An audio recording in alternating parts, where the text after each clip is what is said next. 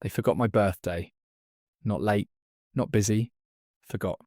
No call, no text, no plate set at the table a mile down the road. 70 years old. And the house I built for my son went on without me, like I was never in it. My daughter-in-law told the yard crew I was slowing down. My own son said the day must have slipped his mind, so I put on my good coat. I got in my truck. I drove myself to the bank. I sat down with a woman who has known my name for 18 years. She was the only person who said happy birthday to my face. 2 years before that morning, I had already moved the ground under their feet somewhere they couldn't reach it. They didn't know it yet. When they finally found out, it wasn't me who told them. It was a folder, a woman with reading glasses, and one clause that had been true long before anybody ever said the word streamline. And even that wasn't the last surprise. There was a second folder coming, one none of us saw, not even me. It changed who I thought the real villain was. But before any of that, there was just the quiet. Let me take you back 2 years, to a cookout in my own backyard. My name is Harlan Voss. I am 70 years old. I did not raise my voice that day. I have not raised it since. I never needed to. I cut stone for a living. 46 years of it. Limestone mostly. The kind that built half the courthouses in 3 counties of southern Indiana. I started with a borrowed flatbed truck and $200 in tools. I built Voss Stoneworks out of that truck, out of my own hands. Out of a wife who kept my books straight for 31 years while I kept the saws running. Her name was Ruth. She's gone now. 4 years this coming spring. I sold the daily running of the yard to my son Dwayne when I turned 66. Kept my name on the deed, kept a seat at the table when the family holding company met. I figured that was fair. I built it. He'd run it. Someday it would belong to whoever in the family actually stood in it. Not whoever talked the loudest about it. That cookout was in June, 2 years back. Sycamore Hollow Lane, my own backyard. The one I graded and seeded myself the summer Ruth and I bought the place. Dwayne's wife Renee had the folding tables out. Deviled eggs, the whole spread. She's kept the books at the yard since Dwayne took over. Works out of the front office. Sharp with numbers. Sharper with people. I'll give her that much. She waited until the second beer to bring it up. Harlan, she said, we should talk about streamlining the deed on the yard. Fold it properly into the company. Cleaner for taxes. Cleaner for everybody. I set my plate down. I didn't argue. I'll think on it, I said. I thought on it 4 days. Then I called Deborah Pruitt. Deborah runs trust services at First Sycamore Trust, the bank on Courthouse Square in Millhaven Creek. My town, 40 minutes north of Bedford, off Route 37. I've banked there since 1984. Deborah's handled my accounts for 18 years. She reads every line of a document twice before she lets you sign it. I trust her the way I trust a level. I told her what Renee said, told her I didn't like the sound of it. Not because Renee was wrong about taxes, because I'd heard that soft phrase before. From other families, right before an old man lost his ground. You want options, Deborah said. Not a question. I want the yard somewhere nobody can fold it into anything, I said. Somewhere it answers to the one person actually going to stand in it someday. That person was my granddaughter, Callie, 15 at the time, already out at the yard on Saturdays, already asking Nolan Ackers, my foreman of 22 years, to teach her how to read a seam. Dwayne and Renee's only daughter, the one grandchild who never once asked what the place was worth. Deborah and I built a trust, simple as I could make it. The land under the stoneyard, the mineral rights tied to a limestone quarry, lease 3 counties wanted. All of it went into a standalone trust. First Sycamore Trust as trustee, Callie as sole beneficiary. The day she turns 25, or the day I die, whichever comes last. Dwayne signed as a witness, I remember it clear. Sat in Deborah's office, flipped to the signature page. Signed without reading past the cover sheet. That's my son. Not a bad man. A tired one. A man who signs what his father hands him and asks questions later, if he asks at all. I never told Renee, a man doesn't owe an explanation for protecting what he built, not until somebody makes him give one. That was 2 years before my birthday. Sit with that number, 2 years. 2. Because everything after, every folder, every meeting, every quiet phone call, all of it happened on ground that had already stopped being mine to give away. They just didn't know the ground had moved. I can still read a limestone seam with the flat of my palm. Could since I was 22, working a quarry face outside Bedford for $4 an hour. You run your hand along the grain. You feel where it wants to shear clean, and where it's going to fight the saw. Machines tell you that now, with a gauge and a laser line. I could tell you before the gauge existed. Last spring, one of the younger cutters, a nephew of Renee's who runs a rig at the yard part-time, misjudged a block. Told the crew it would shear clean along the north face. I walked over, ran my palm down it once, told him the fault line ran diagonal, 6 inches under where he meant to cut. He cut anyway. The gauge confirmed it 2 minutes later. Diagonal, 6 inches under. I didn't say I told you so. I don't say things like that. I said, I read the stone before the stone reads back. That's as close as I get to bragging. My life since Ruth died has had a shape to it. Wake early. Walk the yard even though I don't run it anymore. Tend her rose bed behind the office. The one she planted the year we bought the land. Coral roses. Stubborn as she was. Touch the ledger she kept for 31 years, still locked in the yard office safe. The leather gone soft at the corners from her hands. Go home to a house that's quiet in a way I've mostly made peace with. I don't talk much about missing her. I built her a life with my hands. She built the numbers around it. When she passed, she left me one thing besides the ledger. A sentence. Ruth and I married young. Both of us barely 20. We didn't have much those first years. Just a rented house on the edge of town, my $200 in tools, and a stubbornness neither of us knew how deep it ran. She used to say the stone yard grew the same way a marriage does. Slow. Mostly boring. One honest day stacked on another. Until one morning you look up and 40 years have gone by. I believe that the day she said it. I believe it more now. The winter before she died, she was already thin. Already tired in a way that scared me more than she'd admit. We sat at the kitchen table, the one I built the year Dwayne was born.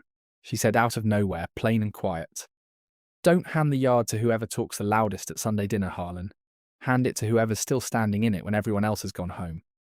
I didn't know what she meant then. I know exactly what she meant now. So that was the shape of things, 2 years before my birthday. A trust nobody knew about except Deborah. Callie's name locked into limestone and mineral rights. And a wife's sentence sitting in my chest like a stone I hadn't set yet. The 2 years passed quiet. Renee never brought up streamlining out loud again. But I noticed things. Small things. She started telling the crew to call the property company land instead of Harlan's yard. She had Dwayne sign a company insurance rider listing the land as a company asset. It wasn't not that anyone but Deborah and I knew. Nolan mentioned it over coffee one Tuesday, gentle about it. The way a man tells you your fence is leaning before it falls. She's been asking us to call it company land for months, Harlan. Nolan said. Didn't think much of it till the insurance thing. I thanked him. I didn't explain myself. I never do until I have to. Now, my birthday. I turned 70 on a Sunday in October. I didn't expect balloons. I'm not a man who needs a parade. But I expected, at minimum, a phone call. Nothing came in the morning. I told myself Dwayne was busy at the yard. Renee had the kids' school things. Fine. By noon, nothing. I drove past their house on the way to get gas. Saw the folding tables out in the backyard, the same ones from the cookout 2 years back. Saw a banner strung between 2 trees. Something about a venue, soft launch, open house. I didn't know yet whose venue. They were having a party, just not mine. I didn't stop. I didn't call and ask why. I went home. Sat in my kitchen. At the table I built the year Dwayne was born. Let the quiet sit there with me an hour. Then I put on my good coat. The grey one Ruth always said made me look like I owned the bank instead of just banking there. I drove myself to First Sycamore Trust. Deborah was at her desk. I didn't have an appointment. She looked up, saw my face, didn't ask why I'd come. Happy birthday, Harlan, she said before I'd said a word. That was it. That was the whole birthday. A woman I pay a management fee to, being the only person who remembered what day it was. We talked 20 minutes about nothing that mattered. Roses, weather, the Ohio River flooding out past Leavenworth again. It mattered more than almost anything that's happened to me in years. Then, near the end, she slid a folder across the desk. Not the trust folder. A separate one. This came in this week, she said. Wasn't going to bring it up on your birthday. But since you're here. Inside was a notice. First Sycamore Trust commercial lending side. had flagged a personal guarantee under review, tied to a defaulted note out of a venue business in Bloomington. $93,000. The guarantor's name was Renee Voss. I sat with that a minute. You're not supposed to be showing me this, I said. I'm showing you a review notice on a related account holder, Deborah said, careful with her words the way she always is. What you do with knowing your daughter-in-law's name is, on a defaulted guarantee, is your own business. I folded the notice once, put it in my coat pocket. I did not go home and confront anybody. I did not call Dwayne demanding answers. I have never once, in 70 years, solved a problem by raising my voice in a kitchen.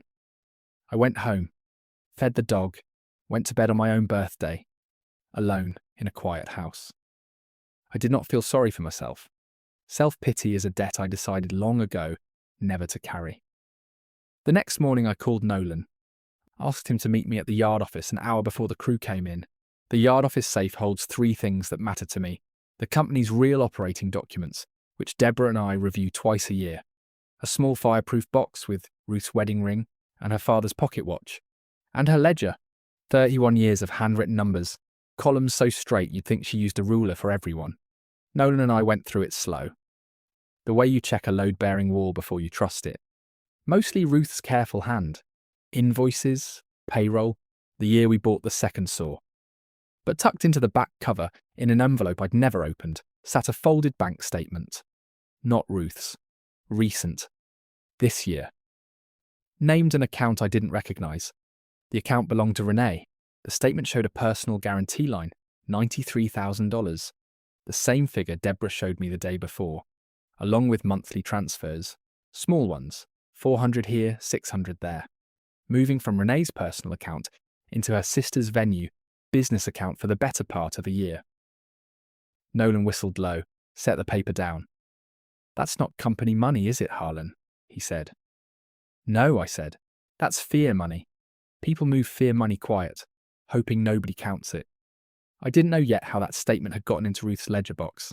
That question sat with me a long while. The answer, when it finally came, turned this whole story sideways. For now, the math. A man in my line lives and dies by it, same as a level in a plumb line. And the stone yard and the 11 acres it sits on, mineral rights included, had been appraised 2 years back, when Deborah and I set up the trust. $1,800,000. That's the ground Renee wanted streamlined. My house on Sycamore Hollow Lane, built with my own hands the year Dwayne was born, ran around $310,000, separate from the yard entirely. My retirement accounts and the sale, proceeds from handing Dwayne the daily operations 4 years back, totaled $260,000, untouched by anybody but me. Renee's guarantee on her sister's note sat at $93,000, 4 months from a bank calling it due. Her sister Paisley's venue business, the barn and the 40 acres under it, carried a mortgage of $440,000, against a business worth, honestly, maybe $200,000 on a good year. Deborah's management fee, over 18 years, ran me about $31,000 total. Best money I ever spent. Ruth's wedding ring, still in that fireproof box, was appraised at $6,200, though I'd never sell it for 60 times that. The ambulance and 2 nights of observation, 4 years back, near the end for Ruth, cost $11,000. Paid in full. Quiet. No fuss. Those figures sat in my head the way a seam sits in a block. You don't argue with them. You know where they are, you know what they mean for how the cut is going to go. I called Deborah again that afternoon. I want the trust reviewed top to bottom, I said. I want to know it's airtight before anybody in my family puts a hand on it. It's airtight, Harlan, she said. Was airtight the day you signed it. Nothing's changed. Something's about to, I said. I meant it, though I still had no plan for how or when. I just knew a fault line once you've spotted it. Only ever gets worse if you look away. That same week, I drove out to see Father Anselm at St. Bridget's, the little limestone church out past Orleans, one of the first big contracts I ever poured stone for. 40-some years back, when I was still young enough to wonder if I'd read the forms right. Father Anselm's been there almost as long as I've been cutting stone. He married Ruth and me at that altar. He buried her from it too, 4 years back this coming spring. I hadn't planned to tell him anything about Renee or the trust or any of it. I just wanted to sit in the quiet of a building I'd built with my own hands, the way some men need to stand in a river to think clearly. Father Anselm found me in the back pew, running my thumb along the edge of a limestone column I'd cut myself, feeling for the seam, out of habit more than need. "You've got something on your mind, Harlan," he said, sitting down beside me. "Not a question. Same as Deborah never asks questions either. Maybe that's why I trust the two of them the way I do." "Family trouble," I said. "Nothing I can't handle. Just weighing how to handle it right instead of just handling it." "There's a difference," Father Anselm said. "There is," I said. Ruth used to say the same thing. Handle it right or don't bother, because wrong handling just moves the weight instead of setting it down. Father Anselm was quiet a minute, looking up at the vaulted stone ceiling I'd cut every block of, back when Dwayne was still in diapers and Ruth used to bring him to the site in a basket. "You built this whole place to outlast you," he said. "Whatever's troubling you at home, I bet good money you've already built that the same way. You're not a man who leaves things unbraced." I didn't tell him about the trust that day, not directly. But I left that church steadier than I'd walked in, the way I always do. I understood something clearer than I had before. Whatever I decided to do about Renee, it needed to be built the same way I'd built everything else in my life, solid enough to outlast the argument that made it necessary. 2 days after that, Dwayne called.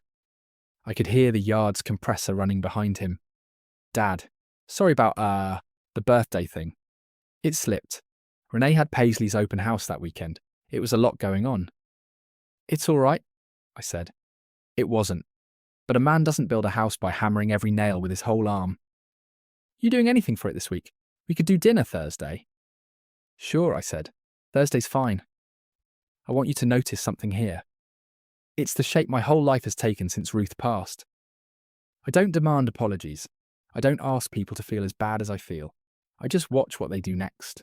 What a man does after he's forgotten something tells you more than the apology ever does." Thursday came. Dinner at their house. Renee cooked, which she does well. I'll give her that too. Tyler was there, 23 now, working the crew part-time between semesters at the community college in Bedford. Callie was upstairs doing homework, 16 now, came down halfway through to say hello and went back up. Renee talked, over the pot roast, about how the venue soft launch had gone. "We got 4 new bookings," she said. "Paisley's just so relieved. That roof repair really scared people off for a while." "Roof repair," I said, like I hadn't heard a thing about it. "Leaked during a wedding in June," Dwayne said. "Cost Paisley a fortune. Renee helped her out some." "Helped her out how?" I asked. Plain question. Not pushing. Renee's fork paused half a second, then kept moving. "Just, family helps family." I let it sit. I didn't ask the number. I already had the number folded in my coat pocket, at home. $93,000 is a strange thing to sit across a pot roast and not mention, especially when you already know it and they don't know you know. That's the kind of quiet I live in most days. Not silence out of weakness. Silence because I've learned the value of letting a fact sit unspoken until it's ready to do its work. After dinner, walking to my truck, Renee caught up to me in the driveway. "Harlan," she said, "I know the birthday thing was bad timing. I want you to know we're not trying to push you out of anything. The company stuff, the deed talk, that's just good planning. Estate lawyers recommend it for people your age all the time." There it was again. People your age. "I appreciate you saying so," I said. I got in my truck and drove home. I wasn't angry. Not the hot kind of angry that makes a man do something foolish. I was something colder than that, paying attention the way I pay attention to a stone before the saw ever touches it. The moment you stop paying attention is the moment the whole block shears wrong. The following week I went back to see Deborah, told her about the dinner, told her about people your age. She wrote a few things down the way she does. Careful, unhurried. "There's something else you should probably see," she said. It came up when I pulled the review file again. She turned her monitor toward me. A record from the county recorder's office in Bloomington. Renee's sister Paisley had, 4 months back, quietly refinanced a portion of the venue's mortgage, using as supplemental collateral a pending interest in real property. Millhaven Creek, Indiana. Description vague. No parcel number listed. Pending finalization. I read it twice. "That's my stone yard," I said. Or, "It's trying to be." It's an unfinished filing, Deborah said. The bank on Paisley's End wouldn't have let it stand without a real parcel number and a clear title. But somebody submitted paperwork treating your land as if it were already available as collateral. Before it ever was, I felt something shift in my chest, the way you feel a truck's suspension shift when it finally finds the pothole you knew was coming. Renee filed that, I said. Not a question. I can't tell you who filed it, Deborah said. I can tell you it was filed using information that named Voss Stoneworks specifically, and a projected valuation matching an old appraisal from before your trust was ever created. An old appraisal. Somebody had gone digging in files from before I moved the land into Callie's trust, found a number, used it to promise a bank collateral that didn't exist anymore, hoping nobody would check the recorder's office until it was too late to matter. That was the second secret. Not just that Renee had been quietly bleeding money into her sister's business. She'd gone further. She'd tried to use my land she didn't actually control, as a promise to a bank, to buy her sister more time, more room, more rope. If that filing ever got finalised with a real parcel number attached, and somebody pulled the actual deed, they'd find Callie's trust sitting there, not a company asset. The whole thing would collapse loud, publicly, and land squarely on Renee's name. I sat in Deborah's office a long minute. How much trouble is she in? I asked, if this comes apart the wrong way. Filing false or premature collateral information is a serious matter, Deborah said. It could be a civil matter between her and the lender. Depending on how it's characterised, it could draw more scrutiny than that. I'm not a lawyer, Harlan, but I'd get one if I were watching this the way you're watching it. I called Corinne Halverson the next morning. Corinne's the estate attorney I've used out of Bloomington for 6 years. Since before the trust, actually. Since a fence line dispute with a neighbour that never even went to court.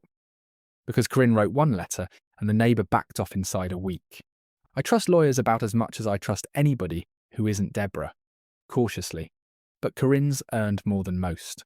I drove the 40-some minutes to Bloomington, sat in her office, laid it all out. The trust, the insurance rider, the dinner, the recorder's filing. Corinne read the filing twice, same as I had. This is sloppy, she said. Whoever did this either didn't understand your trust existed, or they gambled you'd never find out before the refinance closed. Either way, it's not going to hold up. But it needs to be handled correctly, or you risk dragging your granddaughter's trust into a dispute it has no business being in. I don't want Callie's name anywhere near this, I said. Then we move carefully, Corinne said. First, we get written confirmation from the county recorder that the filing was never finalised, no parcel number attached, no lien perfected. Second, we send the lending bank a formal notice, through Deborah as trustee, clarifying the actual chain of title.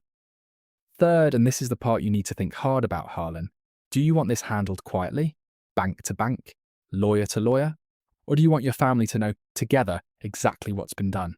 I thought about that question longer than almost any question anybody's asked me since Ruth died. Quiet first, I said. Give Renee a chance to walk it back herself before I ever have to say a word about it out loud. Corinne nodded. That's generous. It's not generous, I said. It's just correct. I don't go looking for a fight. I go looking for the truth. I let people decide what they do once it's sitting in front of them.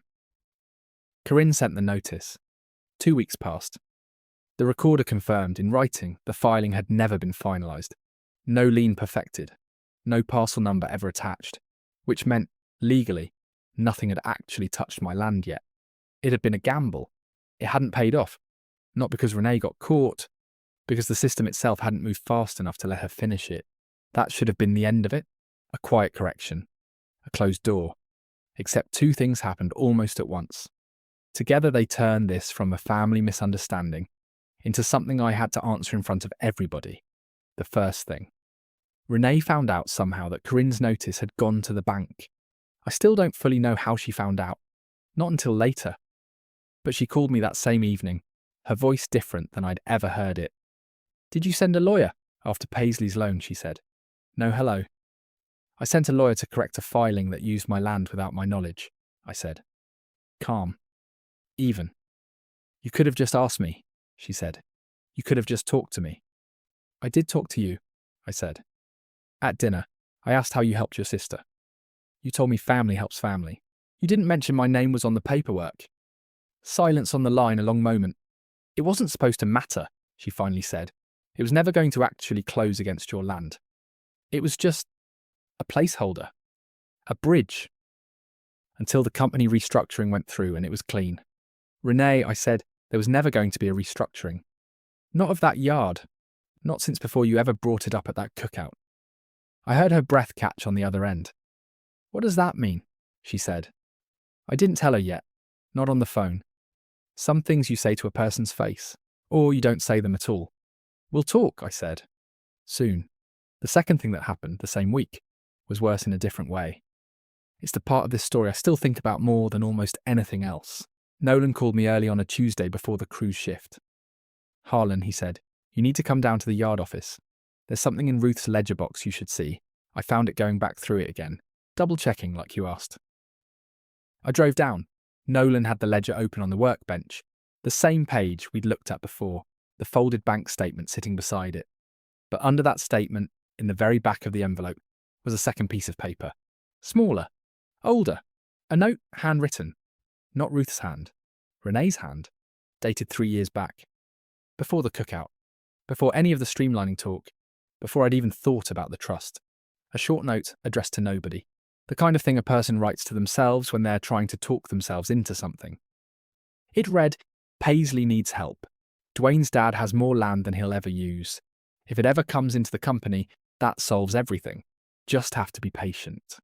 I stood there a long minute, holding that little scrap of paper Renee had written to herself 3 years before any of this started. 3 years before I ever moved the trust. I understood something I hadn't let myself understand until that moment. This wasn't a woman who panicked because her sister was in trouble and grabbed for the nearest thing. This was a plan. 3 years in the making. Patient. Quiet. Aimed at my land from the very start. Long before I'd ever given her a reason to think it was hers to aim at. And she'd hidden that note in Ruth's ledger box. That's the part that still sits wrong with me, more than the money, more than the filing.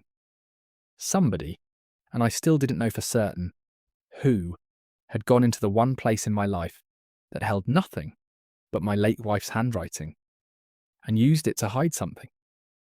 I asked Nolan straight out, who has access to this safe besides you and me? I asked. Combination's the same as it's been 15 years, Nolan said. You, me, and Dwayne, since he took over daily ops. Dwayne, my son, not Renee. I want to slow down here. This is the moment the whole shape of this story turned for me. It deserves to turn slow for you too. The way it turned slow for me standing in that office with a scrap of paper in my hand. I didn't believe, not for 1 second, that my son had written that note or hidden it on purpose to hurt me. That's not who Dwayne is, but somebody who knew the combination, who had access to that safe, had let that note end up exactly where it needed to. Right where I'd find it. Right when I was already looking hard at Ruth's ledger. I called Dwayne that afternoon, asked him straight, no lead up. Did you put anything in your mother's ledger box in the last year? Anything at all? Long pause on the line. Renee asked me to, he finally said. Back in the spring. Said she wanted somewhere safe to keep some of Paisley's paperwork, somewhere she wouldn't be tempted to look at it every day and stress about it. I didn't think much of it. I didn't look at what she gave me. I just put the envelope in the back of Mom's ledger like she asked. Did you know what was in it? I asked. No, Dwayne said. I believed him. My son has never been a good liar, not once in his whole life. That's one of the things I love most about him, even when it makes him easy to lead. She used your mother's ledger as a hiding place, I said, for a note that shows she was planning this for 3 years. The silence on the other end of that call, longest I've ever sat through with my own son. Dad, he finally said, I need to see it. Whatever it is, I need to see it myself. You will, I said. Soon, I promise you that. I want you to sit with where we are right now. It's further along than you might think. There's still more coming. Renee had tried to pledge my land to a bank before it was ever hers to pledge. She'd been quietly funding her sister for the better part of a year, with money that wasn't hers to spare.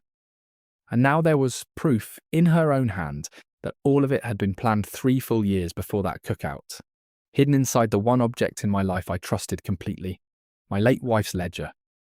But I still hadn't decided what to do with any of it. Not yet. A man doesn't set a stone until he's sure exactly where the weight is going to land.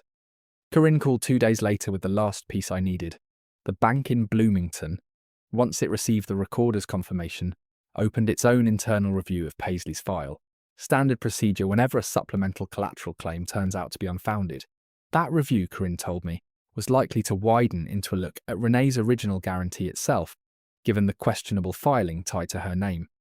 If the bank decides the guarantee was obtained under a misrepresentation about available collateral, Corinne said, they could call the note early, all $93,000 due at once, instead of over the remaining term. When would we know, I asked. Within a month, probably. These things move slow until they don't. I thanked her. I hung up. I sat in my kitchen a long while. At the table I built the year Dwayne was born. I thought about Ruth's sentence, the one she gave me the winter before she died. Hand it to whoever's still standing in it when everyone else has gone home. I thought I understood that sentence 2 years ago, when I built the trust for Callie. I was wrong. I only understood half of it. The other half I was about to understand was that sometimes the ones who talk the loudest at Sunday dinner aren't just after the ground. Sometimes they've been planning to take it for years.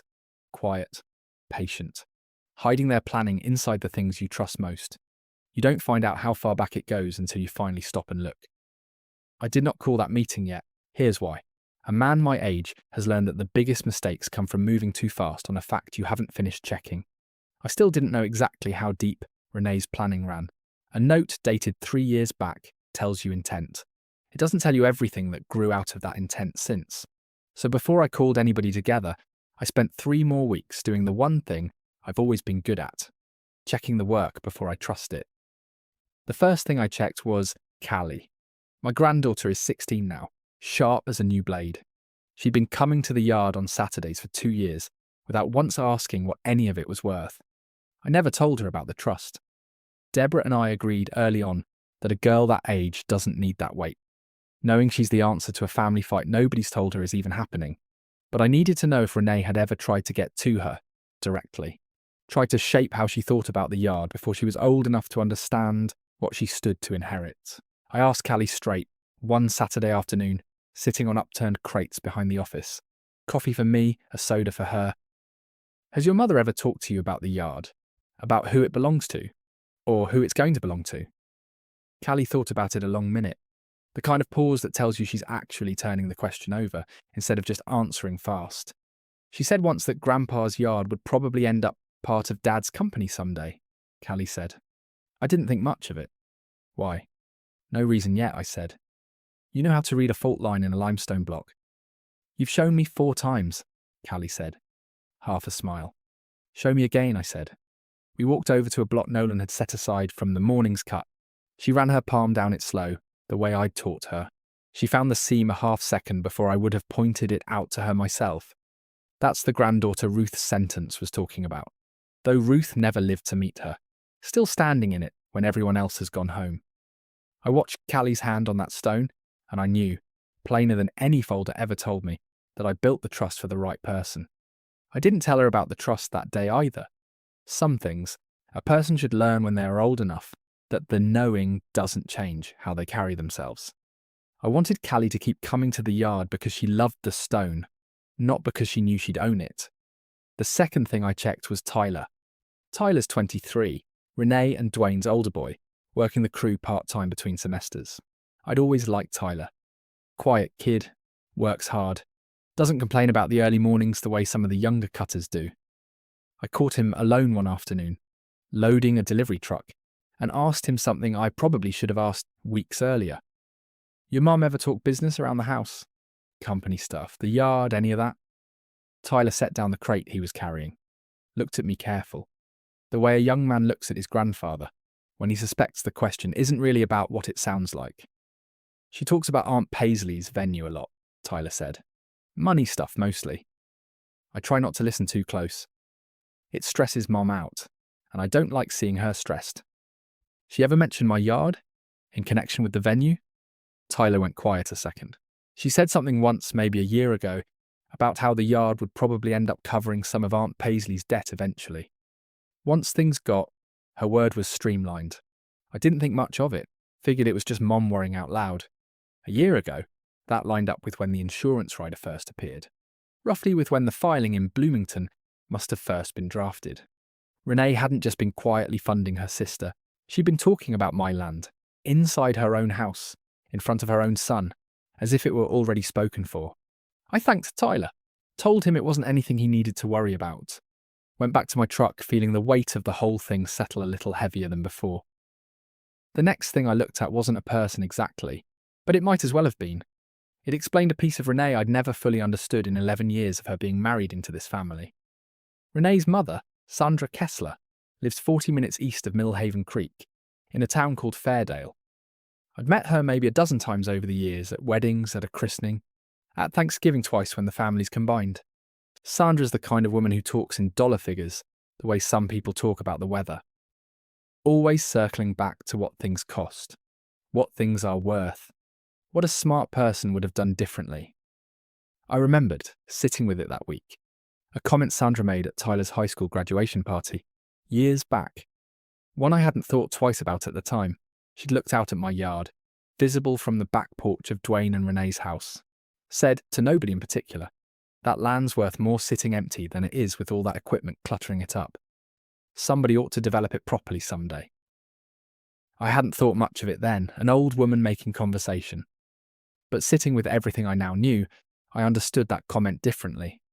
Sandra Kessler had been looking at my stone yard for years, the way a person looks at an investment property, not a place where 3 generations of a family had actually built something. I'd bet, though I never asked her directly, that more than a few of Renee's ideas about streamlining started at her mother's kitchen table.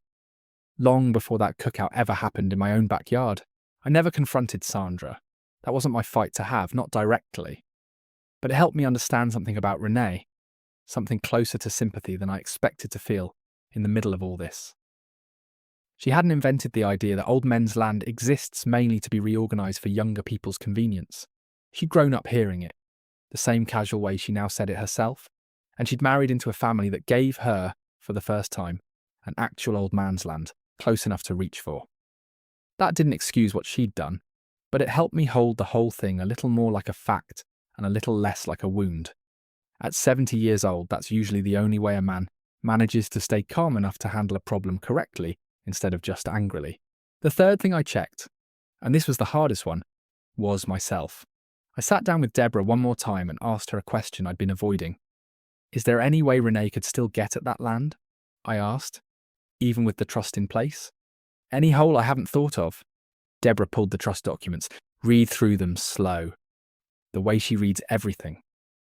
There's only one way anyone touches that land, Deborah said, before Callie's 25th birthday, or before you pass, whichever comes last. The trust itself would have to be challenged in court. A judge would have to find it was created improperly, under duress, or with intent to defraud creditors you already owed money to. You didn't owe anyone money when you created it. You weren't under any duress a court would recognise. It's clean, Harlan. It was clean the day you signed it. 3 years of Renee's planning hasn't put a single crack in it. That should have settled me. Mostly it did. But I kept thinking about that filing in Bloomington, the one that hadn't been finalised, no parcel number attached. I kept thinking how close it had come to closing before anyone caught it. A month, maybe 2. And a real bank clerk somewhere might have stamped a real number onto that filing. Then Corinne's careful unwinding of it would have been a much harder, much more public fight than a quiet letter and a recorder's confirmation. I went to see Nolan again.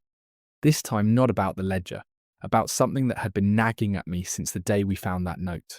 I asked him who else had been in and out of the yard office in the last year. Deliveries, inspectors, anybody who might have had a reason to be near that safe besides the 4 of us who knew the combination. Nolan thought about it. Then his face changed. The way a man's face changes when a memory finally lines up with a fact he hadn't connected before. The insurance adjuster, he said, came through back in the spring, doing the annual review before Renee had that rider added. Spent a good hour in the office going through paperwork. I let him in, went back out to the crew, didn't think anything of it. You remember his name? Nolan didn't, not off the top of his head. But he remembered the agency, a regional outfit out of Bedford that handled most of the small businesses in 3 counties. I called Corinne, gave her what Nolan remembered, and she made a few calls of her own. What came back, 2 days later, surprised me more than almost anything else in this whole story. The adjuster who'd come through that spring wasn't just any adjuster. He was Renee's cousin, on her mother's side, working freelance for that regional agency while he built up his own book of clients. Renee had specifically requested him for the annual review, according to the agency's own scheduling notes, rather than accepting whichever adjuster the rotation would normally assign. She had her own cousin do the review, I said to Corinne, on the phone. Had him in that office alone for an hour, right around the time the insurance rider first got added, right around when that note in Ruth's ledger would have needed a hiding place. I can't prove he's the one who put the note in the ledger box, Corinne said. That's speculation. I'd caution you against saying it out loud as fact until you have more than a scheduling coincidence. But I can tell you this. It's exactly the kind of access a person would need if they wanted a private place to leave something they didn't want found right away. But wanted findable eventually, in case it ever needed to surface as leverage. I sat with that theory a long time. I still don't know to this day whether Renee meant for that note to be found at all, or whether it was simply careless, tucked away in a place she thought was safe from anyone but her own husband. Either way, it didn't change what the note said, or when it was dated, or what it proved about how long she'd been circling my land. Around the same time, 3 weeks after my birthday, Dwayne started showing up at the yard office more than usual. Not to work, just to sit some mornings, in his mother's old chair by the window. The one Ruth used to run payroll from every Friday for 31 years. I found him there one morning, quiet, holding a coffee he wasn't drinking. "You all right?" I asked. "I keep thinking about that note," Dwayne said. 3 years, Dad. She's been thinking about this for 3 years, and I never once noticed. You're not the one who should be carrying that, I said. "Somebody has to," Dwayne said, "and it's not going to be you. Bah mère, you already carried enough building this place. I'm not going to let my wife's, whatever this is, land on top of that too." I didn't have an answer for him right then. I sat with him a while, in the quiet, in his mother's old chair's shadow, and neither of us said much else. That's the kind of quiet that matters most, I think. Not the kind where nothing's wrong, the kind two people sit in together when something's very wrong. There isn't yet a way to fix it, but neither one of them is alone in it. A second dinner happened during those 3 weeks. I want to tell you about it. It's the clearest look I ever got at how far Renee was willing to go before the truth caught up with her. Renee invited me over, said she wanted to talk things through like adults, her words. Dwayne was there, quieter than I'd ever seen him at his own table. Tyler was there too. I noticed he watched his mother now in a different way than he had a month before. Careful. The way you watch a stove burner you're not sure is still hot. "Harlan," Renee said, over a roast she'd clearly put real effort into. "I've been thinking, and I want to propose something fair. What if the yard's land stayed in a trust, like you've apparently already set up, but the company got a long-term lease on it? Guaranteed access. Guaranteed operations. Without anybody's ownership changing hands. That way Callie still gets it eventually, but the business has certainty now." It was, I'll admit, a reasonable sounding idea on its face.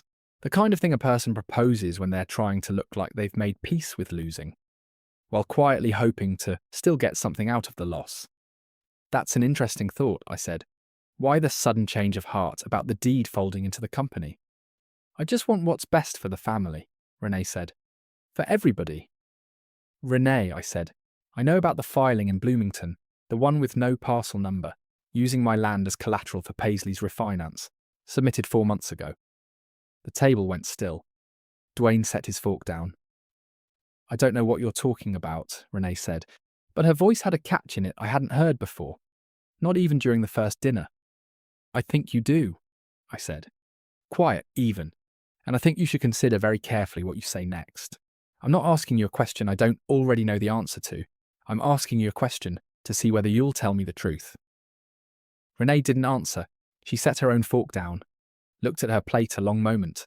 The silence at that table lasted longer than any silence I've sat through in my whole life, aside from the ones after Ruth passed. I didn't push further that night. I'd learned by then that the truth doesn't need me to drag it out of anybody. It just needs a little more time, a little more room. It comes out on its own, the way water always finds the crack in a foundation eventually, no matter how well you thought you'd sealed it. I drove past Paisley's venue 2 days after that dinner, didn't plan to stop.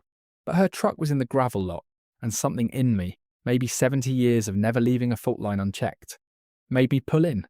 Paisley's younger than Renee by 4 years. She's always been the softer of the two sisters, easier to read, less careful with her face. She was up on a ladder restringing the lights over the barn's back entrance when she saw my truck. She came down slow, wiping her hands on her jeans, the way a person moves when they already suspect the conversation isn't going to be easy. "Mr. Voss," she said.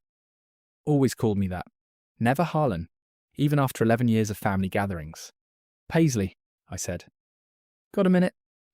We sat on a couple of overturned crates near the barn door, same as I'd sat with Callie a few weeks before.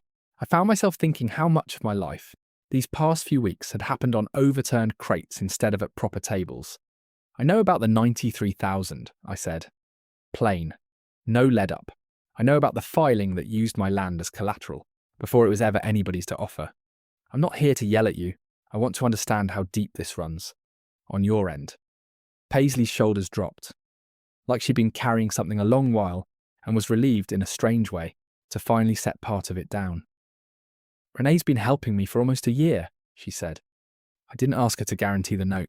That was her idea, when the bank wouldn't approve me a loan. I didn't know about the filing with your land until after it happened. She told me it was already handled, that it was just paperwork, that your trust or whatever it was would get folded in before anybody actually checked the parcel number. "Did she tell you where the idea came from?" I asked. "That my land might cover your debt someday." Paisley looked down at her hands. "She's talked about it for years, Mr. Voss. Long before I ever needed the money, honestly. Used to joke about it at family things. How you had more land than you'd ever use. How it'd all end up in the company eventually anyway. So what difference would it make? Years, not months. Not since Paisley's business started struggling. Years, the same as the note in Ruth's ledger said. 3 years back, before any of us knew there was a problem to solve." "I'm sorry," Paisley said. I believed she meant it, the way I'd believed Dwayne when he told me he didn't know what was in that envelope. I never meant for it to touch you directly. I just needed the venue to survive. I didn't think hard enough about where the money to save it was actually coming from.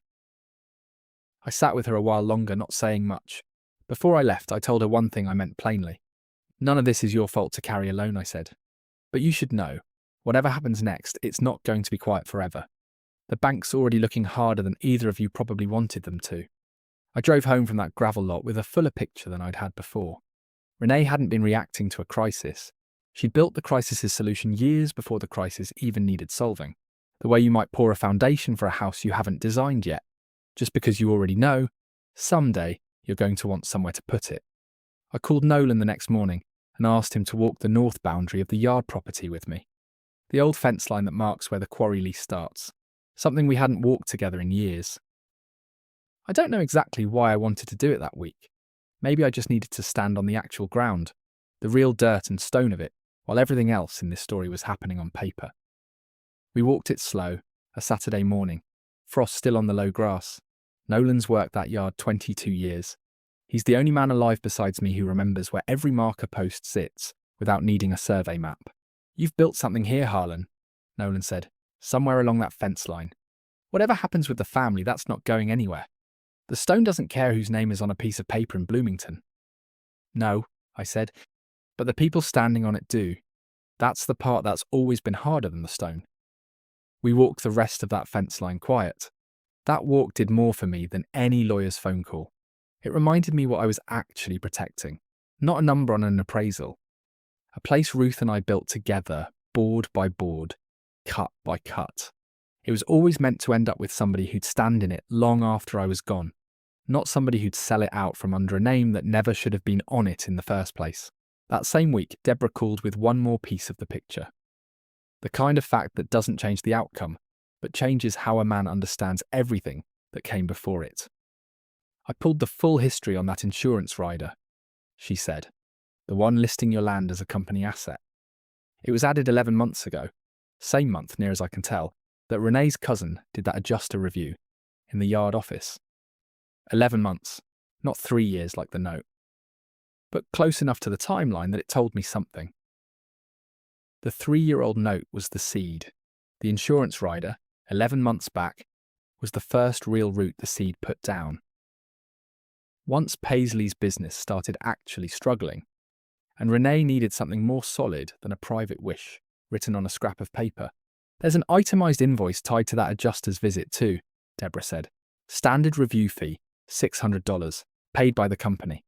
But there's also a personal check from Renee to her cousin, separate from the company invoice, $400. Memo line just says consulting. $400 on top of the standard fee, paid privately. For an hour alone in an office with a safe none of us thought twice about. I didn't know for certain, and I still don't to this day, whether that $400 bought exactly what I suspected it bought. But I know what it looked like, laid next to everything else. It looked like a woman paying, quietly, for access she didn't want to explain to anybody. I asked Deborah to do one more thing before I let the matter rest. Pull the full 18 years of my own account history at First Sycamore Trust. Every fee, every transfer, every document I'd ever signed. Lay it out for me on paper, start to finish. The way you'd lay out a full site survey before you ever broke ground on a build. It took her most of a week to compile it. When she finally called me in to go over it, we sat in her office 2 full hours, going line by line, the way I used to walk a job site with a foreman, before the first truck of concrete ever arrived. The full picture, laid out plain, looked like this. 46 years of a business built from a $200 toolkit and a borrowed flatbed truck. Into a stone yard valued, land and mineral rights together, at $1,800,000. A house worth $310,000, paid off free and clear for over 2 decades. Retirement and investment accounts of $260,000, untouched by anyone but me. A late wife's wedding ring worth $6,200 that I would never sell. 18 years of trust management fees paid faithfully to a woman who never once lied to me.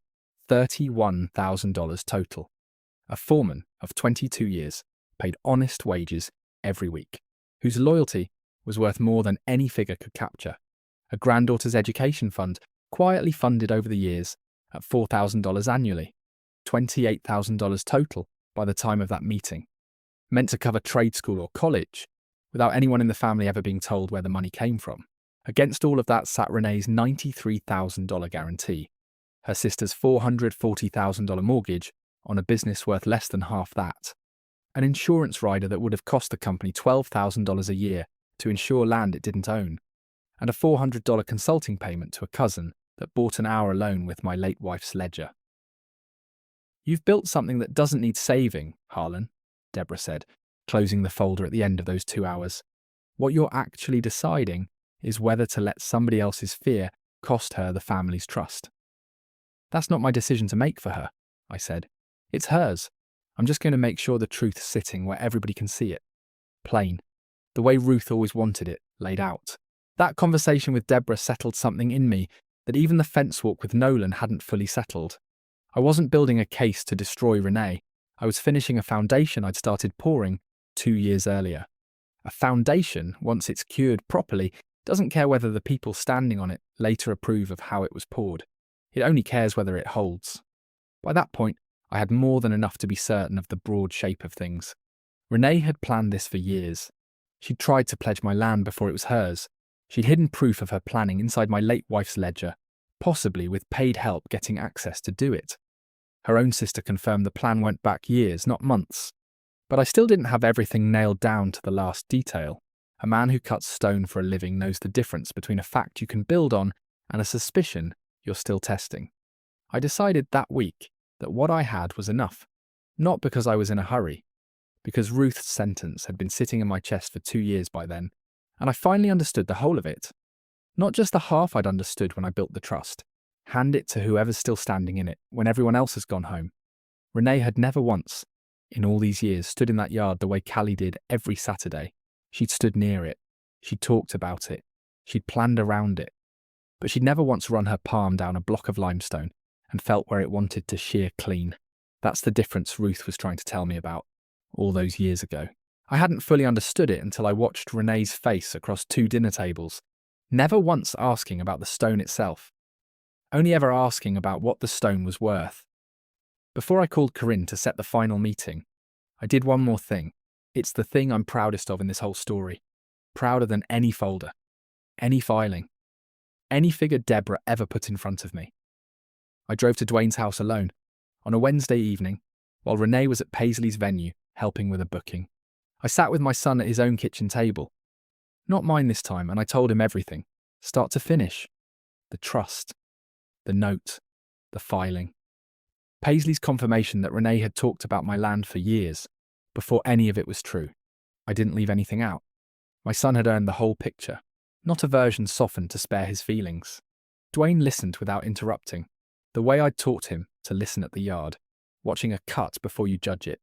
When I finished, he sat quiet a long moment, turning his coffee cup slow in his hands. I keep asking myself how I missed it, he finally said. 3 years, Dad. I was right there the whole time. You weren't looking for it, I said. A man doesn't look for a fault line in something he trusts completely. That's not a failure.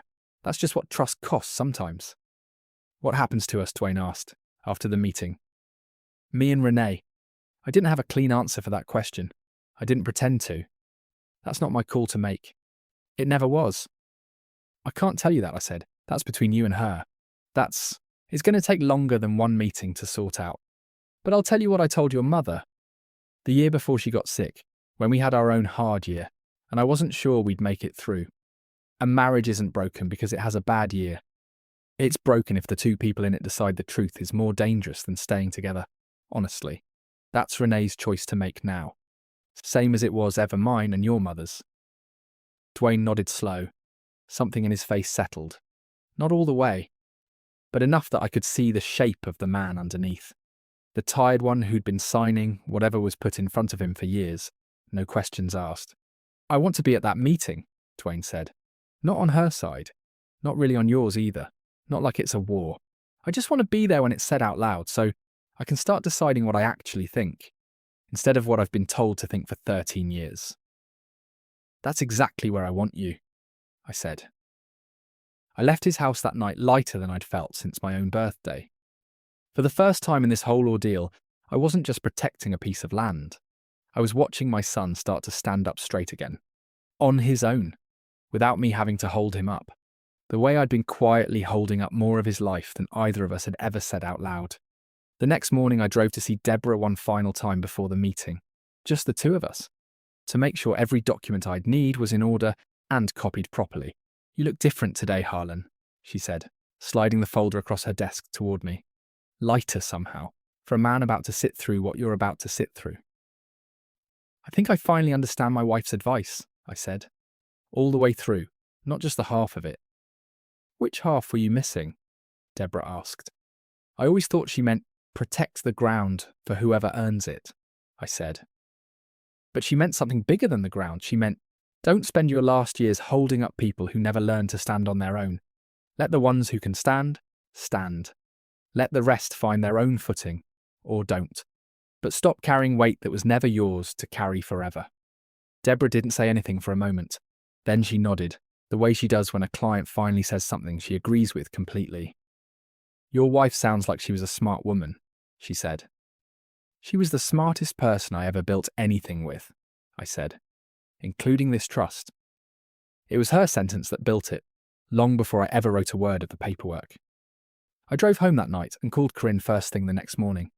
I'm ready, I told her. Set the meeting. Everybody in one room. I want Deborah there, I want you there. I want it done clean, done once. I want it done so nobody can ever say later they didn't hear it plain. There's one more thing you should know. Before we do that, Corinne said. I only just confirmed it myself yesterday. Go on. The bank in Bloomington finished its internal review of Paisley's loan file.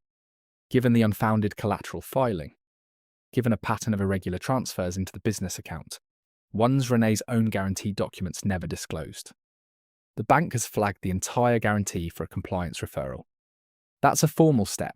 It means this could move beyond a simple loan default into something the bank's own fraud department reviews. I sat with that a long moment, same as I'd sat with every hard fact in this whole story. That's not something I asked for, I said. I know, Corinne said, but it's what happens when someone builds a plan on paperwork they never expected anyone to actually check. Institutions move slow, Harlan, but once they start moving, they don't much care whose feelings get hurt along the way.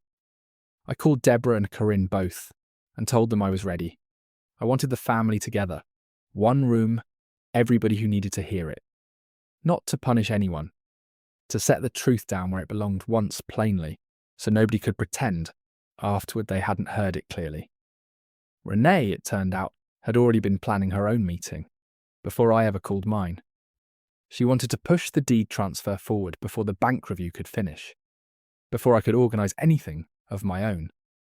She called Dwayne, told him to set up a family meeting at the yard office, the conference room, with the long table Ruth used to run payroll at every Friday. Renee wanted it there on purpose, I think.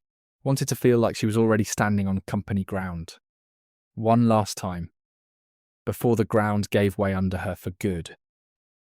I let her set the date. I let her think she was the one calling the meeting.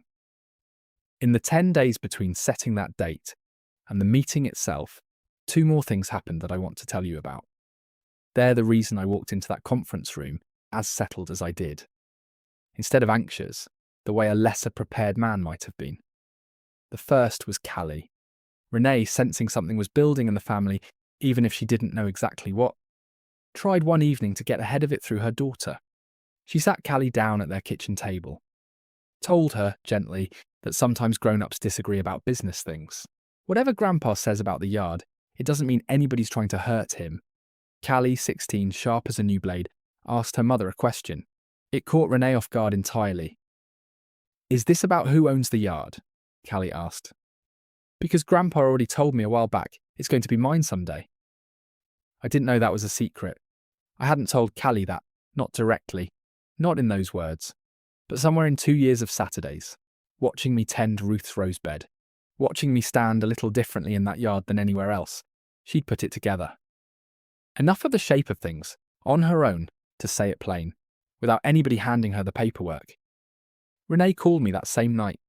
Her voice was tight in a way I'd started to recognise, the sound of a plan slipping out of her hands faster than she could gather it back up. "Did you tell Callie the yard is hers?" she asked.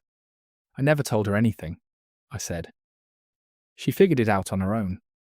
16-year-olds are smarter than we give them credit for, Renee. She's been reading that ground since she was 14. She didn't need a lawyer to tell her who it belonged to. Renee didn't have an answer for that. The call ended shorter than either of us probably expected. The second thing that happened, 3 days before the meeting, was smaller, but it stayed with me since. I found, taped to my own front door one morning, an envelope with my name on it in Renee's handwriting. Inside was a single sheet of paper. No folder. No company letterhead this time. Just a note. Handwritten. Honest in a way nothing else from her had been in this whole story. "Harlan," it read, "I know whatever's coming, I brought it on myself. I'm not writing this to get ahead of it, or to make it smaller than it is. I just want you to know that somewhere in the last 3 years, I stopped seeing you as Dwayne's father. I started seeing you as a problem to solve. I don't know exactly when that happened, or how I let it happen. I'm sorry for the birthday most of all. That wasn't strategy. That was just me being careless with someone who never once was careless with me." I read that note twice, standing on my own porch in my good coat, on my way out to the truck. I didn't call her about it. I didn't need to. Some things, a person writes because they need to write them, not because they expect an answer. I decided to let that one sit exactly where it landed, unanswered, until the meeting itself gave both of us a proper place to speak. That note didn't change what I was about to do. The trust was still going to be read aloud. The filing was still going to come to light. Ruth's ledger was still going to give up its last secret. But it told me something true about the woman my son had married underneath 11 years of careful manoeuvring. There was still a person in there capable of writing an honest sentence, even if it came 3 years too late to change the shape of what was coming. 2 days before the meeting, Corinne called one final time to walk me through exactly how she wanted to present things, step by step, the way a foreman walks a new hire through a job site before handing him a saw. "Let's set the sequence exactly," she said. "Deborah reads the trust first. That establishes the land was never available to fold in. Then I read the recorder's filing, the collateral attempt, which shows Renee tried to pledge something she didn't have.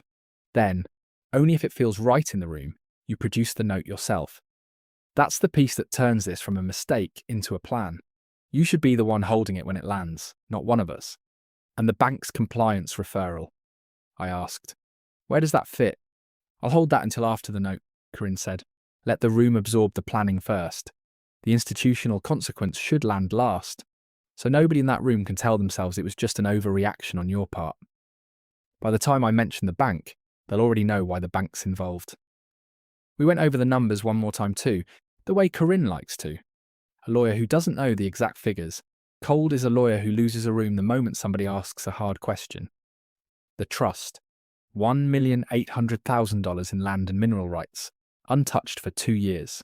The guarantee, $93,000, 4 months from being called before any of this even started moving. The venue's underlying mortgage, $440,000, against a business Corinne's own research valued closer to $190,000 on its best year. The insurance rider, $12,000 a year in premiums the company would have paid to insure land it didn't own. The $400 consulting check to Renee's cousin. The $22,000 I'd quietly put toward Callie's education fund that same year, on top of what was already accumulating. You've built a case the way you build everything else, Harlan, Corinne said at the end of that call. Solid enough that nobody in that room is going to be able to argue with the foundation. Only with how they feel about standing on it. That's all I ever wanted, I said. Not a fight.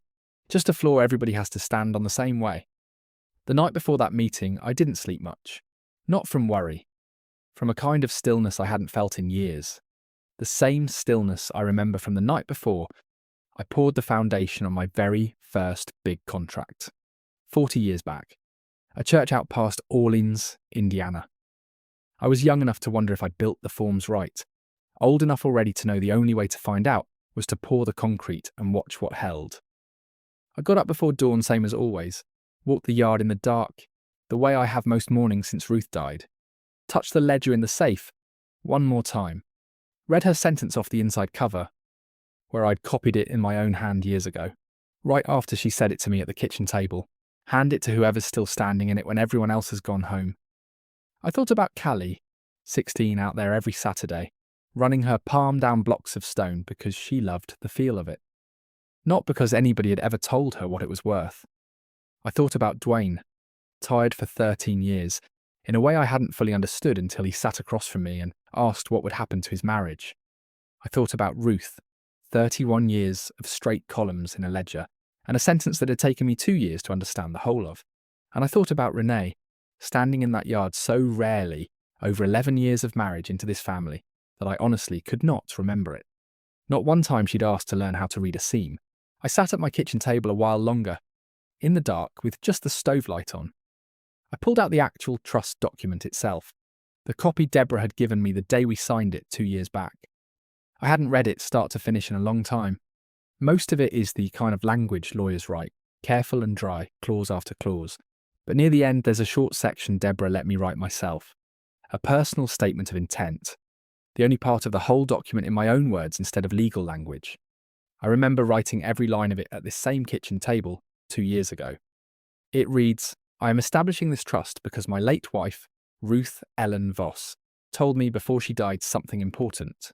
That the people who deserve what a family builds are the ones still standing in it, working it, loving it, long after everyone else has moved on and to arguing about what it's worth. My granddaughter Callie Marie Voss is that person. I have watched her for 2 years now choose to spend her Saturdays learning a trade nobody made her learn, for no reason except that she loves the stone, the way her grandmother and I loved it. This land, this yard, everything my hands and my late wife's hands built together. It belongs to whoever is willing to stand in it the way we did. That is Callie. That has always been Callie, whether or not anyone else in this family understood that until this document made it plain. I read that paragraph twice, alone at my kitchen table, in the dark, the morning of the meeting that would finally make it public. I hadn't remembered, until that moment, how much of Ruth's voice was actually in those words, even though I'd written every sentence of it myself, 2 years after she died. That's the strange thing about a marriage that lasted as long as ours did. You stop being able to tell after a while which thoughts started as hers and which started as yours. 40-some years of building something together tends to braid two people's voices into one.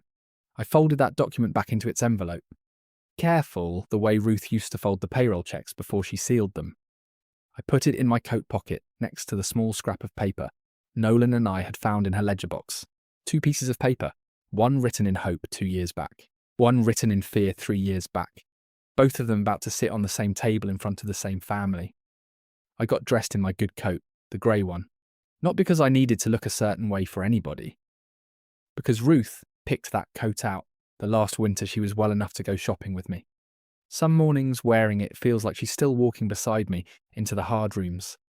Before I drove to the yard, I stopped at St. Brigid's Cemetery, the small plot behind the church I'd cut stone for 40 years back.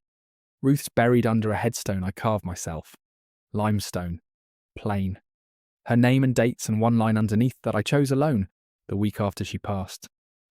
It reads, "She kept the numbers straight. I don't visit often." Ruth never liked fuss, living or dead.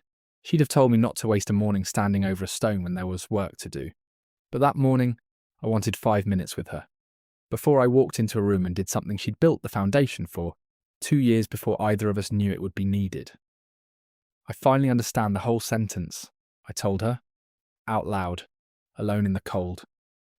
The way a man talks to a headstone when he's decided, at 70, that he doesn't care who sees him. Not just the land part, the rest of it too. About who gets to stand in a thing, and who never does. "I think I got it right, Ruth. I think you'd tell me I got it right." The wind moved through the bare trees along the fence line. I stood there a while longer than I meant to. Then I got back in my truck and drove to the yard. Steadier than I'd felt since the morning I found that note in her ledger box. I drove to the yard office an hour early, sat in my truck in the lot, watched the sun come up over the quarry, face across the road, the same limestone I've been cutting since I was 22 years old. Sitting there, engine off, coffee going cold in the cup holder, I thought about the very first stone I ever cut on this exact quarry face. 48 years ago now, back when the equipment was half what it is today, and a man judged a cut mostly by feel and prayer instead of any gauge. Ruth wasn't even my wife yet, that first year. She was the girl who did books part-time for the quarry's owner. She used to walk out during her lunch break and watch me work. Not saying much, just watching. The way Callie watches Nolan now. I remember the day I finally got up the nerve to ask her to marry me. Right there at the edge of that same quarry face. No ring yet. Just a promise that if she'd have me, I'd spend the rest of my life building something worth her time. She said yes before I even finished the sentence. She used to tease me about that for 40 years. Said she said yes to the promise, not the man. Only later realised she'd gotten a decent deal on both. 48 years is a long time to keep a promise like that. I'd kept it, I thought, sitting there that morning. I'd built the yard. I'd built the house. I'd built a life. Now I was about to spend one more morning keeping that same promise, the part that said I'd protect what we built together, for whoever earned the right to stand in it, even after she wasn't here to help me decide who that was. Nolan pulled in not long after, saw my truck, walked over and leaned in the window. "You ready for this, Harlan?" he asked. "I've been ready for 2 years," I said. "I just didn't know it yet." Nolan leaned against the truck door a moment longer, not in any hurry to open up. "For what it's worth," he said, 22 years I've worked for you, Harlan, and I've never once seen you do anything out of spite. Whatever happens in there today, I know it's not that." "It was never spite," I said. "Spite doesn't build anything. It just breaks things faster than they'd have broken on their own. I'm not interested in breaking anything today that doesn't need breaking. I'm interested in telling the truth plain and letting everybody see what's already been true for 2 years." "That's a good way to carry it," Nolan said. "It's the only way I know how to carry anything," I said. "Same as reading a seam. You don't get angry at the stone for having a fault line. You just find it and you work around it. Or you don't cut there at all." Nolan nodded. The way he does when he trusts a man's answer without needing more. He went on into the office to open up, same as any other morning. That's the thing about a working yard, I realised, standing there. However hard the family's business got, the stone still needed cutting. The truck still needed loading. Somewhere in that ordinary continuing of things, I found a kind of comfort I hadn't expected. Deborah and Corinne arrived separately, both a little before the family was due. Waited in Nolan's small equipment office next door. Out of sight, the way we'd planned. I sat alone in the conference room, the long table Ruth used to run payroll at every single Friday for 31 years. I laid 2 folders on the table in front of my own chair. Closed. Waiting. Dwayne arrived first, quiet. Sat near me rather than near his usual seat by the window. He'd brought nothing with him. No folder. No notes. Just himself. I noticed that. I think it meant something. That he chose to walk in that way, empty-handed, ready to just listen, instead of arguing a position he'd already decided. Tyler came next, 23, still in his work clothes from an early shift, sat across from his father rather than beside his mother's usual chair. He caught my eye once, briefly, and gave me a small nod, the kind of nod a young man gives when he already suspects something serious is coming. He wanted me to know he wasn't going to make it harder than it needed to be. Then Renee, 5 minutes later than the time she'd set herself, carrying a folder of her own, company letterhead, the kind of presentation you build when you want to look like you've thought of everything. She dressed carefully, I noticed, the way a person dresses when they want a room to take them seriously before they've said a single word. 3 weeks after my birthday, we all sat down at that long table. Dwayne, Renee, Tyler, 23 now, working the crew part-time. Callie wasn't invited, I noticed. Same as always when the family talked about money. I'd asked Deborah and Corinne both to wait next door until I called them in. Nobody offered coffee. Nobody made small talk about the weather, the way we might have on any ordinary morning at that table. The room simply waited, the four of us, for whoever would speak first. I let that silence stretch a little longer than was comfortable. Silence, I've found, tends to make the person with something to hide speak before they mean to. Renee opened her folder first before anyone else could speak, the way a person does when they want to set the terms of a conversation before it can go anywhere else. Harlan, she started, we've been talking with an accountant, and it's time we finally bring the Stoneyards deed properly into the company. Clean up the structure. Protects everybody, especially you, at your age if anything were to happen. There it was again. At your age, the soft phrase families use right before they take something from an old man. I let her keep going. Outside I sat calm, hands folded on the table, nodding at the right places. Same face I'd give a young cutter, walking me through a plan I already knew wouldn't hold.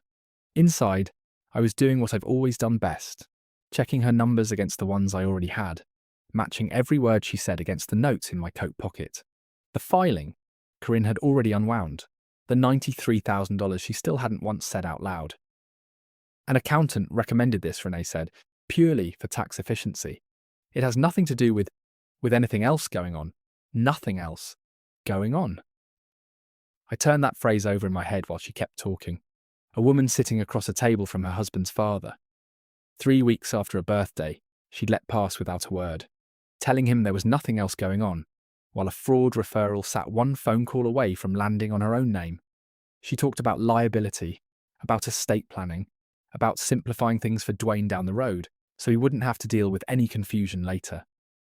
She never once mentioned her sister's name, never once mentioned $93,000, never once mentioned a filing in Bloomington that used my land as collateral before it was ever hers to offer. I let her finish the whole pitch, didn't interrupt once. When she finished, I nodded slow.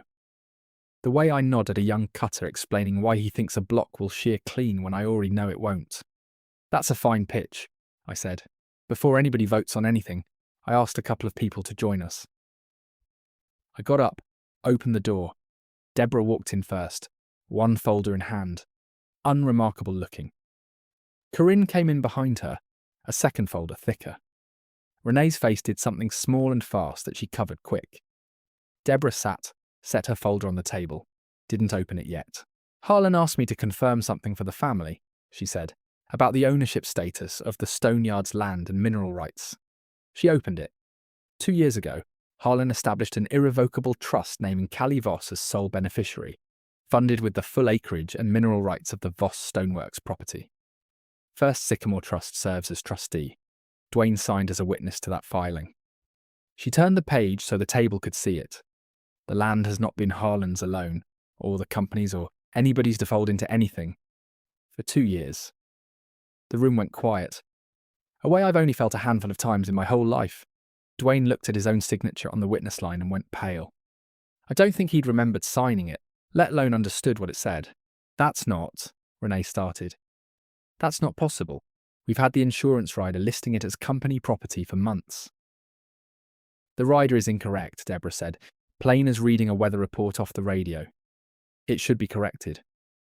Corinne set her own folder down next, opened it. There's a second matter, she said.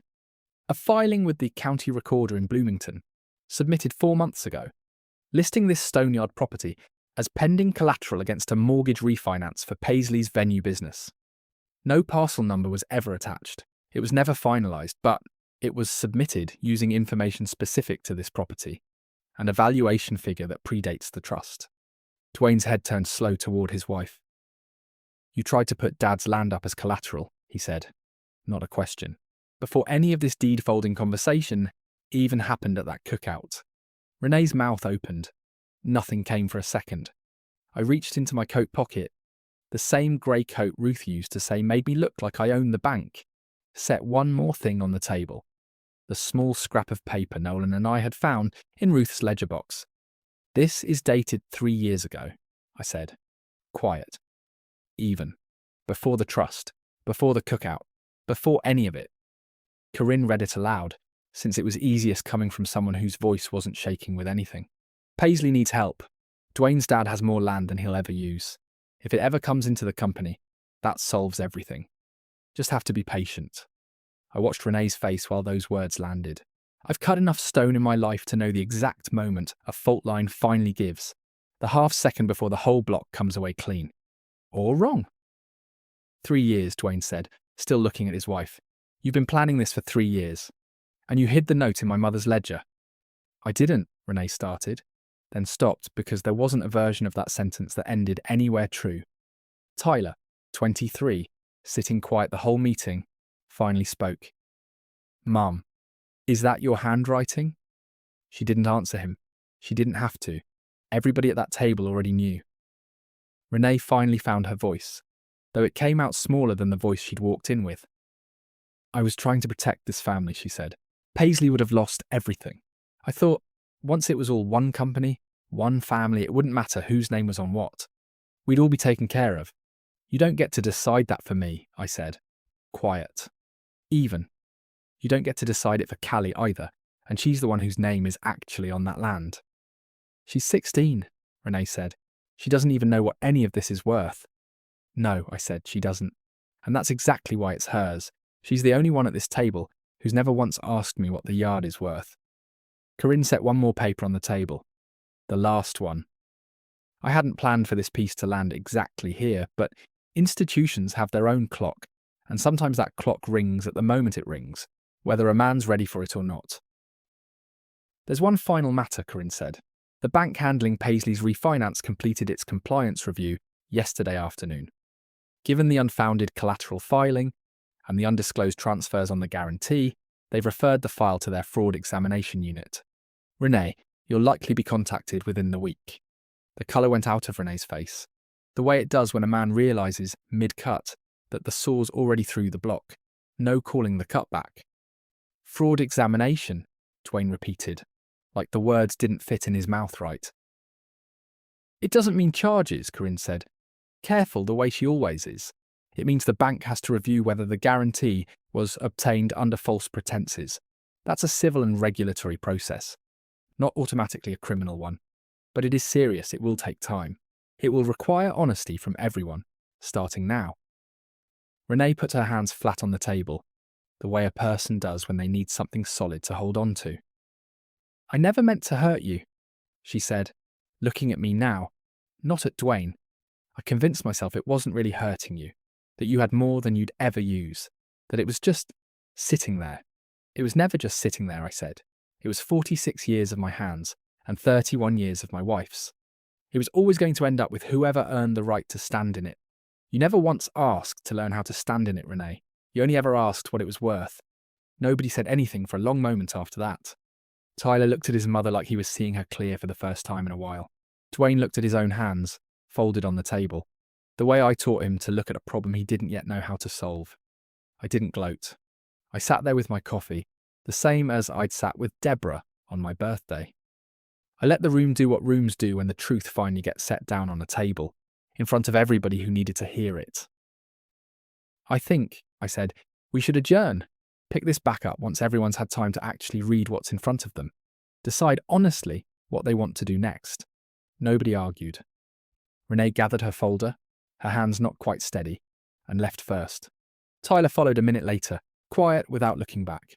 Dwayne stayed behind with me a while. The two of us sitting at the long table, His mother used to run payroll ads every Friday for 31 years. Not saying much. Some quiet, I've learned, is heavier and more honest than any amount of talking would be. I want to tell you what happened in the weeks after that meeting. A story like this one doesn't mean much if I only tell you the moment the truth landed and stop there. The truth landing's just the cut. What matters is what the stone looks like once the dust settles. The bank's fraud examination unit contacted Renee 8 days after that meeting, same week Corinne had predicted.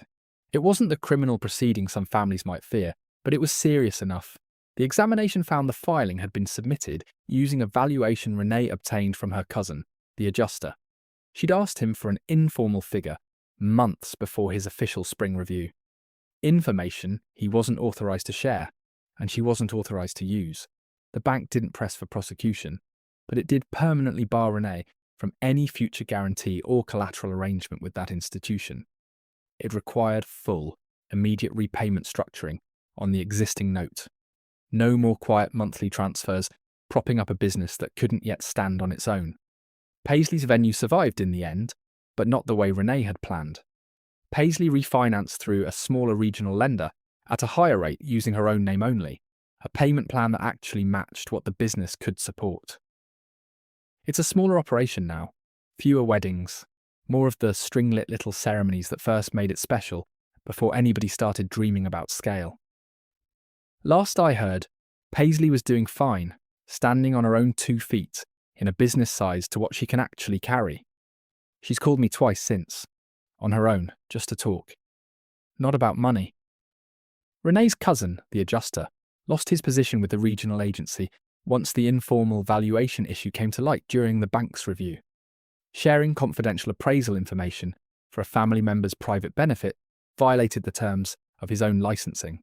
Last I heard, he's selling insurance retail out of a strip mall in Bedford, a smaller life than the one he'd been building for himself. I take no pleasure in that, only a kind of quiet confirmation that the stone always finds the weak seam eventually, whether or not anybody goes looking for it. Sandra Kessler, Renee's mother, called me once, a few weeks after the news had settled through the family. The only time she's ever called me directly in 11 years. She didn't apologise exactly. That's not a thing I think Sandra knows how to do. But she asked, careful whether I thought Renee had really meant any harm by it. I told her the truth, the same truth I'd have given anybody who asked, meaning harm and causing harm aren't the same question. A woman doesn't need to mean harm to end up owing an apology for 3 years of quiet planning aimed at another person's land. Sandra didn't have much to say after that. We haven't spoken since, though I hear through Dwayne that she stopped making comments about other people's property being wasted quite so often at family gatherings. Renee and Dwayne didn't separate. Not right away, and I won't pretend I know exactly where that marriage stands today. That was never mine to decide or to narrate. What I can tell you is that Renee stepped back from keeping the company's books, voluntarily, the month after that meeting. Dwayne hired an outside accountant, a woman named Odell, out of an independent firm in Bedford. No connection to anybody in this family. She handles the yard's finances now. Transparent, audited yearly, nothing hidden in anybody's ledger ever again. In the weeks right after the meeting, I spent a good deal of time just sitting with it. Before the family settled into whatever new shape it was going to take, the way I might sit with a finished cut before I decide whether it's truly clean or just looks clean from a distance. I thought often about the difference between what Renee did and what I did. On the surface, a stranger might say we'd both been quietly moving pieces around for years without telling anyone. I'd built a trust in secret. She'd built a plan in secret. But the difference, the one that mattered, was what each of us built toward. I built toward protecting something so it could outlast me, cleanly, for somebody who'd earned it. She built toward taking something quietly, for a purpose she never once had the courage to say out loud at a family table. A foundation and a fault line can look similar to somebody who doesn't know how to read either one. Only one of them holds weight when the pressure finally comes. Renee came to see me herself, about 6 weeks after the meeting, alone, no folder this time. She sat across from me at my own kitchen table, the one I built the year Dwayne was born. She said the thing I think she'd been trying to say since she taped that note to my door. I don't expect you to forgive this quickly, she said. Maybe not ever, all the way, but I want you to know I finally understand what my mother taught me and what I was doing with it. I don't want to teach it to Tyler or to Callie the same way. I already talked to Callie. I told her the truth, all of it, and I told her I was wrong. That's a start, I said. Not warm, not cold, just true. I know it doesn't undo 3 years, she said. No, I said. It doesn't.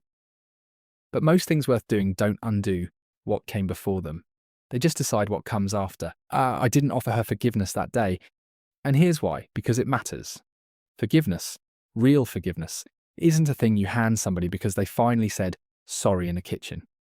It's a thing that gets rebuilt slow, the way trust always gets rebuilt. One honest year stacked on another, until eventually there's enough of it that it can bear real weight again. I told Renee that plainly. She nodded. She didn't argue. I think she'd finally learned the difference between asking for something and earning it. Dwayne, for his part, changed in a way that surprised even me. He started coming to the yard office 2 mornings a week, just to sit with the actual operating numbers himself, learning what his mother used to know cold, the way she kept those ledgers. He asked me, one morning in November, to teach him how to read a seam the way I'd taught Callie. Said he was tired of being the only Voss man who couldn't tell a good cut from a bad one just by looking. I taught him. Took longer than it took Callie because he was starting later, but he got there, slow and steady, the way most honest things get built. Dad, he said to me, one of those mornings, out at the north fence line where Nolan and I had walked a month before. I want you to know, whatever happens with Renee and me, long term, I'm not going anywhere. Not from the yard, not from you. I should have been standing here all along instead of just signing whatever got put in front of me. That's the whole thing Ruth used to say, I told him. Stand in it. That's all she ever wanted from any of us. Not ownership, not a piece of paper, just somebody actually standing in the thing they claim to care about. The reconciliation with Dwayne wasn't a single moment, the way the meeting was. It was slower than that. Built the way I've built everything worth building in my life. One honest morning at a time. But 6 months on from that family meeting, my son and I talk most days. He brings Callie by the yard even on days that aren't Saturday now. Just because she asks to come. Because he finally understands why that matters more than any deed ever could. Tyler surprised me most of all. In the year since, he finished his associate's degree at the community college in Bedford that spring. Instead of chasing something bigger and further away, the way young men his age might, he came to me, asked if the yard had room for a full-time hire once he graduated. Not as a favour, he was careful to say, but as a real job he'd have to earn the same as anybody else. You watched your mother make a mistake about what this place is worth, I told him, the day he asked. I'm not going to hand you anything just because you're blood. You want in, you start where Nolan started 22 years ago. Ground level. Prove the work. That's exactly what I want, Tyler said. He meant it. He's been out there 5 days a week since, learning to read a seam the slow way. Same as I did. Same as Callie's still learning. Same as his own father is learning now too. All 3 of them coming up together, finally on the same honest footing. I think about that sometimes, how a single folded note in a ledger box ended up teaching an entire family, 3 generations of it. The same lesson Ruth tried to teach me at a kitchen table the winter before she died. You don't inherit the right to stand in something. You earn it. One Saturday, one honest morning, one season of learning to read the stone before the stone reads back, at a time. As for the money, since I know you've been keeping track of it same as I have, the stone yard, land and mineral rights together sits at just over $1,900,000 now, up from the appraisal 2 years back. The limestone lease finally got renewed at a better rate once the county widened the highway access. Every dollar of that still sits in Callie's trust, untouched, growing quietly the way Ruth always wanted it to. My house, my retirement accounts, all of it, still mine, still clean, still exactly where I left it before any of this started. I put $20,000 of my own money, separate from the trust, into a small scholarship at the county's trade school this spring. Named for Ruth, for young people who want to learn stonework or welding, anything built with 2 hands instead of a screen. A man who spent his whole life protecting what he built ought to spend some of what's left helping somebody else start building their own. Callie turned 17 this fall. She still comes out most Saturdays. This year, for the first time, I let her run the gang saw herself. Under Nolan's watch, on a block we both already knew would shear clean. She got it right on the first pass. Ruth would have loved watching that, I think, though I've stopped trying to guess exactly what Ruth would think about anything anymore. Some things, you just carry forward the best you can. You trust that the person who taught them to you would recognise her own hand in how you're carrying them. I still walk the yard most mornings before the crew comes in, still tend her roses behind the office, still stubborn, still coral, still blooming later into the fall than they've got any right to. Still touch the ledger in the safe some mornings, though I don't need to anymore, not for anything practical. I just like knowing it's there, 31 years of straight columns. One folded sentence I finally understood, all the way through, on the other side of a birthday nobody remembered but a woman at a bank.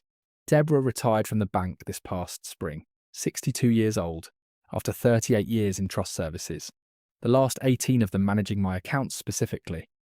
I went to her small retirement gathering, stood in a conference room not so different from the one at my own yard. When it came my turn to say a few words, I kept it short, the way I keep most things. 18 years ago, I said, a woman I barely knew looked at a stack of paperwork I didn't understand. She told me the truth about it, plain every single time I asked. She never once told me what I wanted to hear instead of what was actually true. That's rarer than people think, and it's worth more than any fee I ever paid her. Deborah cried a little at that. It surprised me. It surprised. In 18 years, I'd never once seen her show that kind of feeling over a number or a document. Some things, I suppose, matter more than the paperwork ever could. Her replacement at the bank is a younger man, capable enough, and he's kept the trust running exactly the way Deborah set it up. No changes, no surprises. The way I like everything that touches Callie's future. Nolan's still the foreman, 23 years running now. He still keeps the safe combination. Same as always. These days he jokes that he checks Ruth's old ledger box twice a year. Just out of habit, in case history repeats a lesson. It hasn't, not since. I don't expect it will. Some lessons, once a family actually learns them, tend to stay learned. Corinne still handles my legal affairs out of Bloomington. Every year, around the anniversary of that meeting, she tells me it remains one of the cleanest cases she's ever built. Not because it was simple, because I never once asked her to bend a fact or soften a truth to make myself look better in the telling. Most people want their lawyer to help them win, she told me once. Over coffee, you just wanted the truth to win. That's a different kind of client, Harlan. A better one. I turned 71 this past October. I want to tell you about that birthday. It matters as much as the one that started all this. Dwayne showed up at 7 in the morning, before I was even properly dressed. Coffee and a bag of cinnamon rolls from the bakery on Courthouse Square, the ones Ruth used to buy every Sunday. Callie came by after school with a card she'd made herself. A pencil drawing of the north fence line, surprisingly good, better than I'd have guessed she had in her. Tyler stopped by the yard that afternoon just to shake my hand and say happy birthday. Plain, no occasion needed. Nolan brought a bottle of something we split slow, sitting on those same overturned crates behind the office, watching the light go long over the quarry face. Renee sent a card in the mail. Arrived 2 days early this time. Not late. A short note inside. Nothing dramatic, just, happy birthday, Harlan. I hope this year finds you well. Callie tells me the roses did better than usual this fall. Small, careful. The kind of note a person sends when they're still rebuilding trust, one honest gesture at a time. Not expecting credit for it, just doing it because it's the right thing to keep doing. Deborah called that evening, retired now, but still remembering, same as she always has, and we talked 20 minutes about nothing that mattered. Roses and weather, same as we did the birthday before. It mattered just as much as it had the first time. I sat on my porch that night, in the grey coat, watching the last of the light go down over Sycamore Hollow Lane. I thought about how strange a thing a birthday is. One year, it can be the loneliest day in a man's whole life. The next year, if he's patient, if he handles things right instead of just handling them, it can be different. It can show him exactly what he built, exactly who's still standing in it. People ask me sometimes when they hear the shape of this story secondhand, whether I regret keeping it so quiet. 2 years, before anybody ever knew about the trust. I don't. A man who cuts stone for a living learns this early. You don't rush a foundation just because somebody's in a hurry to build on top of it. You pour it right, you let it cure, you trust that when the weight finally comes, it'll hold. Everything else, the folder, the meeting, the reading aloud, That was never the real work. The real work happened 2 years earlier, quietly, in a lawyer's office, with a 15-year-old girl who didn't yet know what she was being given, a foreman who kept a combination safe, a woman at a bank who never once told me anything but the truth. I think if Ruth were here to see how it all played out, she'd tell me I did all right. Not perfect. She'd have found something to needle me about, same as always, some detail I could have handled a shade more gently. But all right. Good enough. Standing. Same as the stone stands. Same as the ones who earned the right to stand in it, long after everybody else looking for something easier has gone home. Last month, on a Saturday morning with frost still on the low grass, Callie and I stood at the same north fence line, the one Nolan and I had walked a year before. She ran her palm down a fresh cut block, the way I taught her. The way Ruth never got to see me teach anybody. She found the seam without me saying a word. It's clean, she said. It is, I said. It always is if you take the time to read it right before you cut. We stood there a while, my granddaughter and me. The quarry face across the road caught the early sun, the way it's caught it every morning for 46 years.